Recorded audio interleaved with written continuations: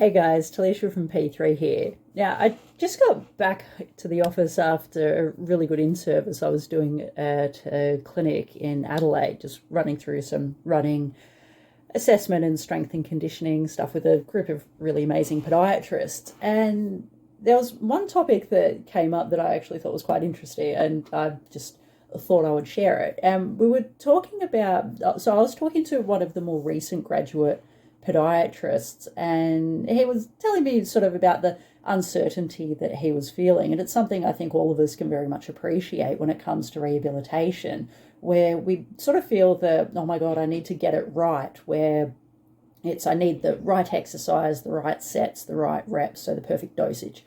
We started talking about, or likening how rehabilitation is very much like cooking, and exercise prescriptions very much like cooking. So on one end of the spectrum, you've got baking, which I'm terrible at, but baking where you need to follow a recipe to have a specific outcome. And I think if you kind of look at strength and conditioning for performance, that's more the baking side of things. But then when we're dealing with rehab, especially in acute injuries, it's more like that concoction. So you've got home after a night out, you've maybe had a few drinks, and you're rummaging through the cupboard just going, I need to throw something together that will give me an outcome, which is something to eat that hopefully doesn't taste horrendous.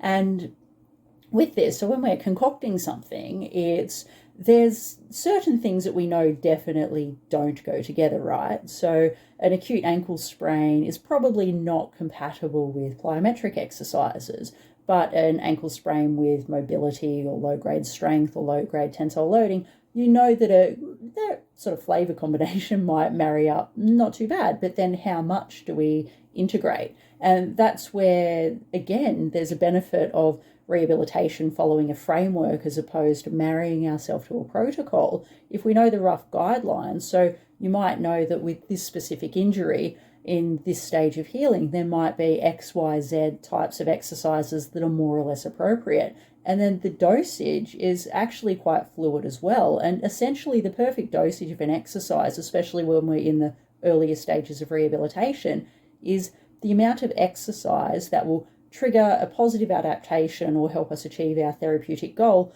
without having a deleterious effect on the healing of the tissue. So we're not creating more damage or a pain flare. So I thought that was just an interesting, don't know where it came from, but interesting way to maybe look at exercise rehabilitation and just start to wrap your head around the way that it's probably not, don't be too hard on yourself thinking that you need to marry yourself to a framework. It's, if you understand the kind of basic principles, then there's a lot of room to move and fluidity within that in coming up with your exercise prescriptions. So hopefully, the message I was trying to convey to him is try not to get too stressed out about coming up with the perfect dosage. It's relax into, or hopefully you can try and relax into that, getting a little bit more uncomfortable with the uncertainty that, and also it's a positive thing that you don't need to have the exact number of sets and repetitions married down to get the perfect response.